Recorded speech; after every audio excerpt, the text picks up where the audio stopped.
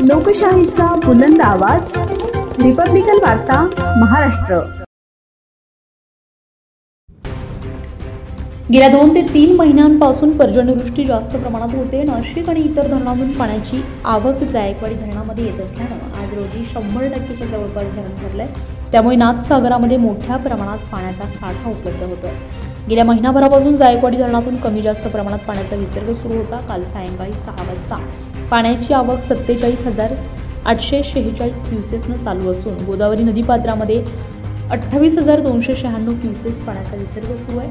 आवक मोठ्या प्रमाणात येत असल्यामुळे कार्यकारी अभियंता प्रशांत संत आणि धरण अभियंता मंगेश शेलार यांनी पाण्याची आवक जास्त प्रमाणात वाढत असताना दिनांक 7 सप्टेंबर रोजी जायकवाडी धरणाचे 18 दरवाजे 1.5 फूट वरती करून गोदावरी पात्रामध्ये रात्री 7:30 नंतर 37,728 क्युसेस पाण्याचा विसर्ग सोडण्यात आलेला आहे।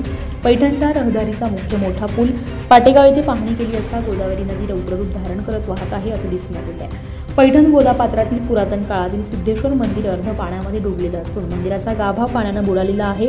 मागील काही दिवसांपासून पर्जन्यवृष्टी जास्त प्रमाणात होत असल्यानं नाथसागरामध्ये जायकवाडी धरणात मोठ्या प्रचंड प्रमाणामध्ये पाण्याची आवक सुरू आहे। त्यामुळे गोदावरी पात्रामध्ये आणि नदीकाठच्या परिसरालगत कोणीही जाऊ नये। जायकवाडी धरणाचा 27 गेट लगत असणाऱ्या छोट्या पुलावरून पाणी वाहत आहे आणि लहान थोर महिला पुरुष नागरिकांनी ते पाहण्यासाठी प्रचंड अशी गर्दी केलेली आहे।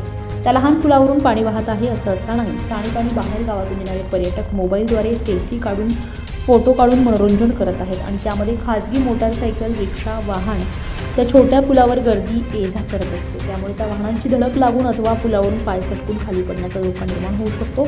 तिथे जमलेल्या नागरिकांची जीविताची हानी होण्याची शक्यता नाकारता येत नाही आणि याकडे गांभीर्याने लक्ष देण्यात यावं। नाथसागरातून गोदावरी पात्र लहान पुलावर पाण्याचा विसर्ग पाहण्यासाठी त्या ठिकाणी निसर्गरम्य वातावरणामध्ये आनंद घेण्यासाठी येतात। प्रशासनाचा कोणताही अधिकारी त्या ठिकाणी लहान पुलावर जमलेल्या नागरिकांना प्रतिबंध करण्यासाठी हजर नाही आहे।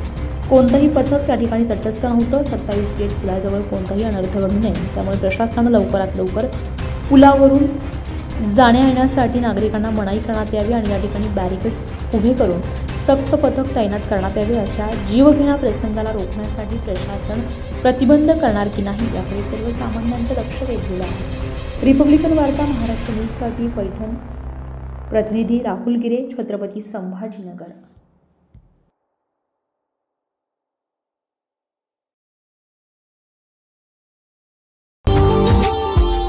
Subscribe now and press the bell icon. Never miss an update.